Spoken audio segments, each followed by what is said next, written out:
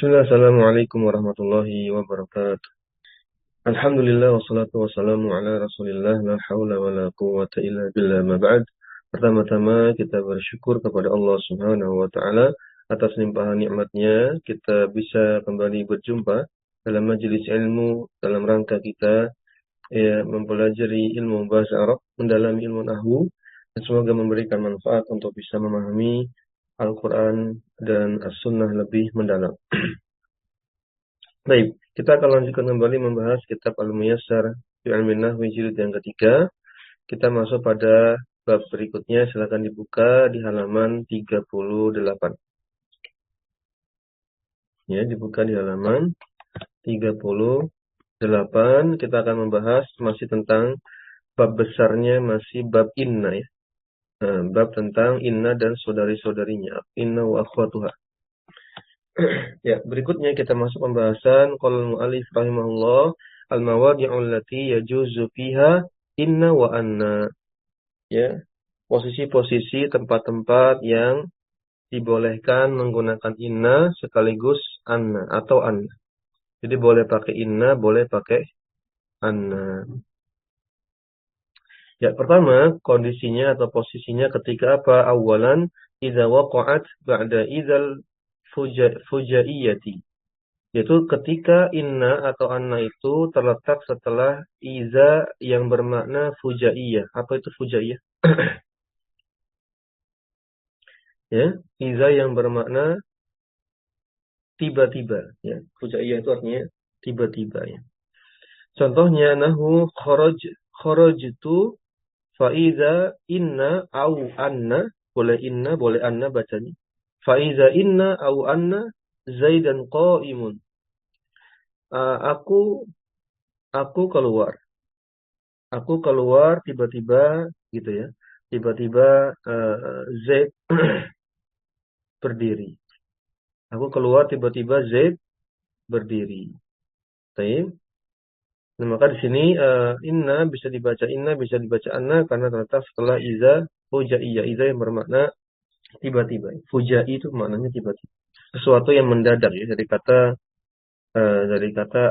al-faj'atu atau faj'atun. Ya, fuja'ah itu maknanya sama. Tiba-tiba sesuatu yang mendadak. Baik. Nah, berikutnya yang kedua, kondisi kedua. Sanian idza waqa'at jawab qasamin, jika inna atau anna itu terletak setelah atau bukan setelah, terletak dalam kalimat jawab sumpah. Ya, terletak dalam kalimat jawab sumpah.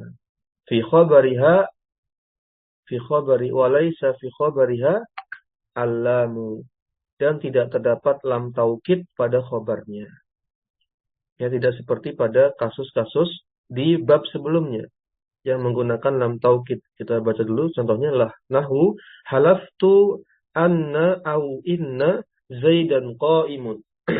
Nah, kalau pada kasus sebelumnya yang wajib ya diberikan inna atau anna, maka qa'imunnya pakai lam, la qa'imun. Namanya lam taukid, penegasan. Ini tidak pakai ya. Halaftu, aku bersumpah bahwasanya Z itu telah berdiri. Z itu berdiri. Z itu bangun dan seterusnya. Baik, maka di sini boleh pakai inna, boleh pakai ini halaftu aku maka aku bersumpah bahwasanya Z telah berdiri. Ini jawab qasamin. Emang apa qasamnya? Sumpahnya apa? Ya, boleh jadi wallahi gitu kan. Wallahi itu namanya kalimat sumpahnya. Wallahi, objek sumpahnya lafaz Allah ya, lafaz adalah Allah. Wallahi itu redaksi sumpahnya. Jawab sumpahnya adalah halaftu anna Zaidan qa'imun. Sama seperti dalam ayat yang sering kita baca, misalnya wal 'asri innal insana lafi khusrin. Mana redaksi sumpahnya? Wal 'asri. Mana objek sumpahnya? Al 'asr, masa, waktu. Mana jawab qasamnya? Mana jawab sumpahnya? Innal insana lafi khusrin. Ya, ini namanya jawab sumpah. Jawab sumpah itu berisi pesan yang hendak disampaikan dalam sumpah tersebut. Baik, jadi boleh di kasrah, boleh di fathah, ya. Boleh inna, boleh anna. Lanjut, ketiga. Idza waqa'at ba'da fa'il jazai. Jika inna atau anna itu terletak setelah fa yang fungsinya bermakna jaza, balasan, ya. Akibat, dampak juga boleh.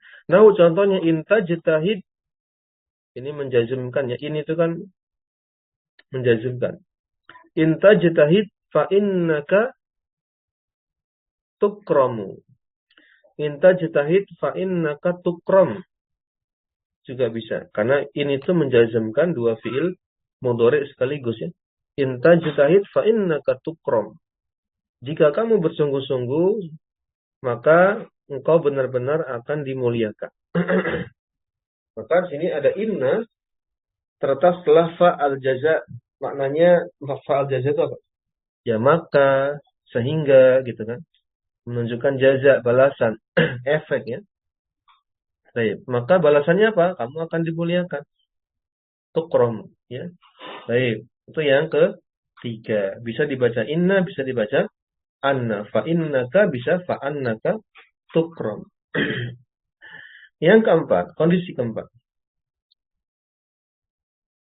Ya, Rabi'an yang keempat. Iza waqa'at ba'da la jaroma. Apa itu la jaroma?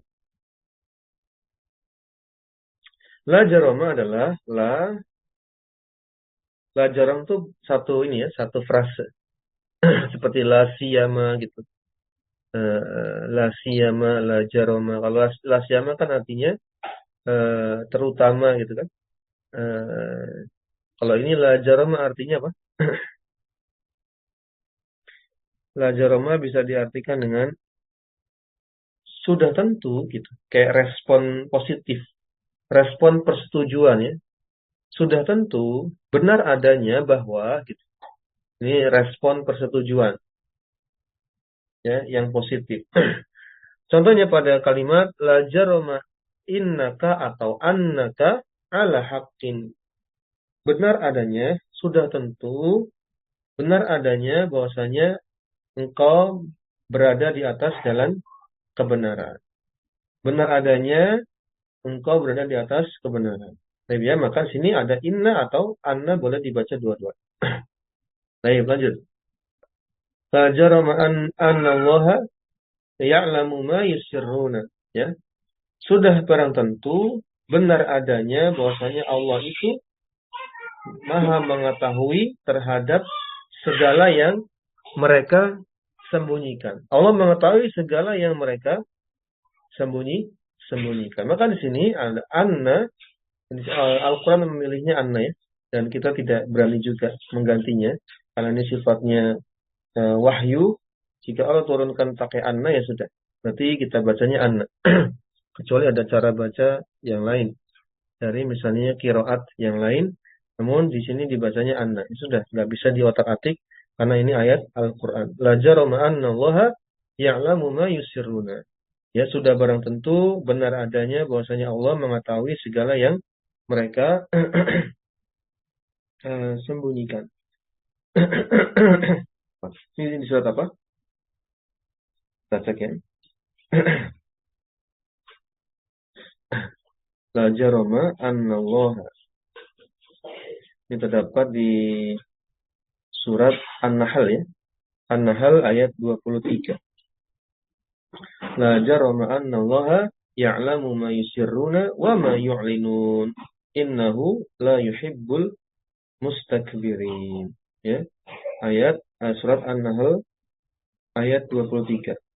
Di sini ada anna yang dibaca fathah hamzahnya, bukan inna, ya. Walaupun sebenarnya boleh-boleh saja jika ini kalimat biasa, namun karena ini ayat Quran maka kita baca sesuai yang telah dituliskan rasumnya, penulisannya. Kita lanjutkan. Berikutnya, jika tidak ada pertanyaan, ini akan masuk subbab berikutnya. Indah komusal, ada apa dulu? Ini kondisi bisa dibaca inna, bisa dibaca anna pada 4 kondisi, ya, 4 tempat. Lanjut, ya, satu sebab lagi insyaallah. Berikutnya inna wa akhwatiha al-mulghah. Inna al-akhwat wa akhwatiha al-mulghatu. Inna dan saudari-saudarinya yang mulghah, yang terhalang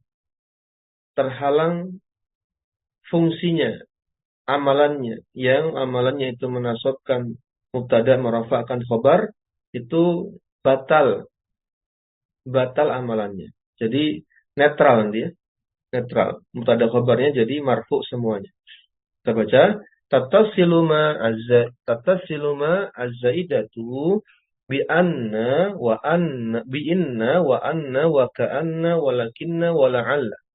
Maka mazaidah kapan itu terjadi? Ketika mazaidah bersambung pada inna, misalnya jadi innama gitu ya, atau bersambung dengan anna menjadi annama, atau bersambung dengan ka'anna jadi ka'annama. Bersambung ya, nempel, nulisnya nempel. Innama, annama, ka'annama, lakinnama atau la'allama. Walaupun yang paling sering mana? Innama ya. Yang paling sering innama kan? Innamal a'malu binniyat. Ya, kemudian apa yang terjadi? Fatakfiha, takfi dibaca mansub ya. Dihapus huruf cacatnya, huruf terakhirnya, hadful akhir karena itu ada fa ya. Fa ini fa apa? Sababiyah sehingga menasabkan fiil mudhari' setelahnya. Fatakfiha gitu. Maka dengan sebab itulah takfiha maknya itu mencukupi amalan dari inna dan saudara-saudarinya.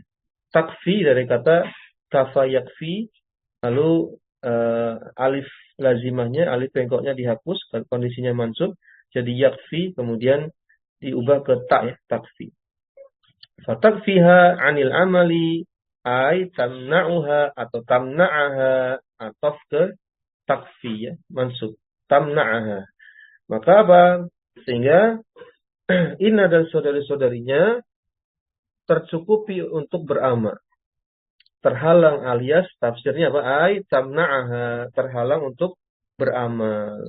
Wa yabqa hina izin al-mubtada'u wal khabaru ala raf'ihima, sehingga wa yabqa kondisinya tetap ya, kondisinya tetap hina izin ketika itu mubtada dan khabarnya tetap dalam kondisi marfu, kama kana qabla dukhulil harfin harfin nasi,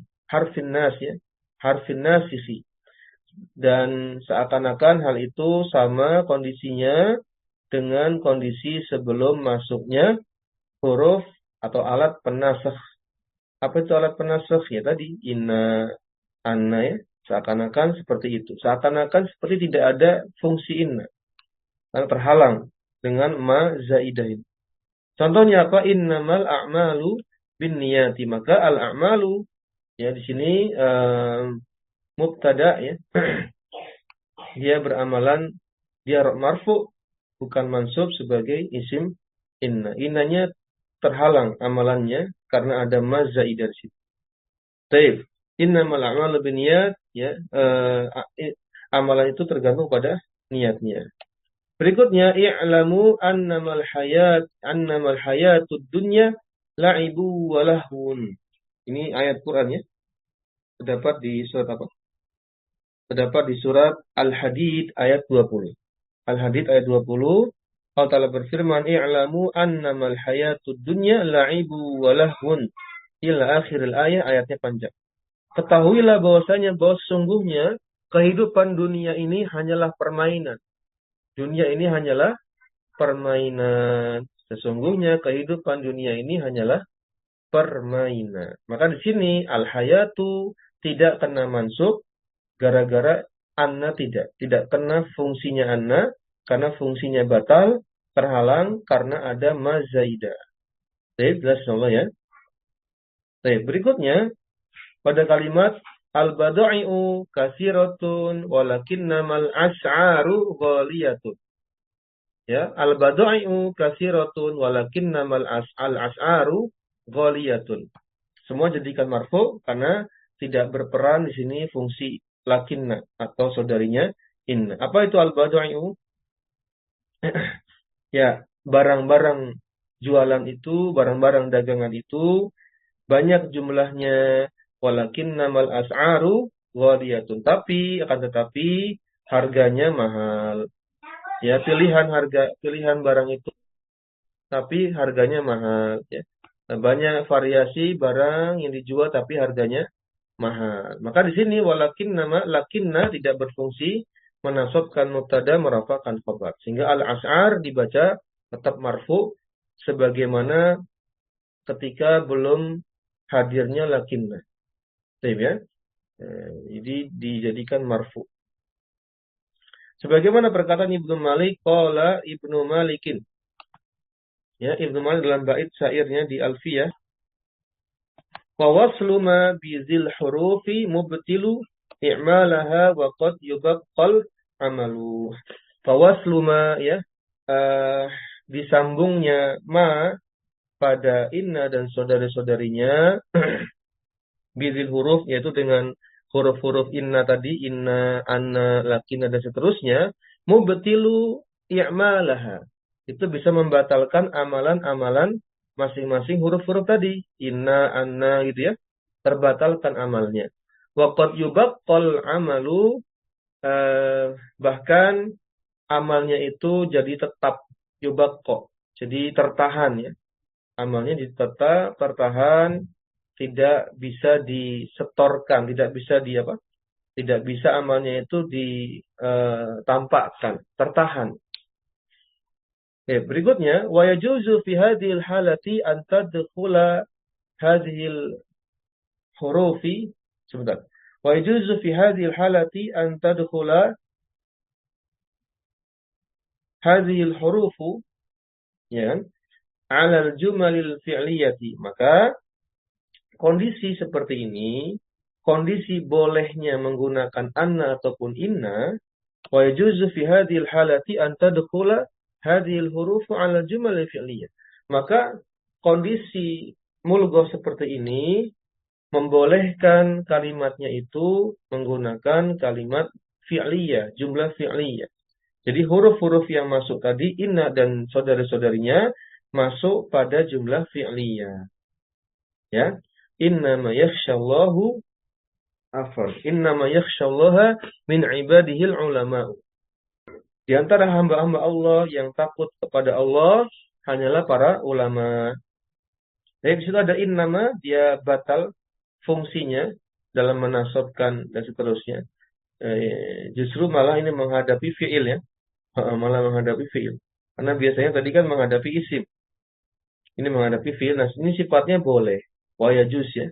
Boleh-boleh saja inna dan saudari-saudarinya ketika ketempelan ma yang memulghahkan, membatalkan fungsinya, setelahnya berupa jumlah fi'liyah, itu boleh-boleh saja. Berikutnya la as'a lil mali walakinna ma as'a lil khairi. Apa artinya? Ya, sa'a yas'a, ya.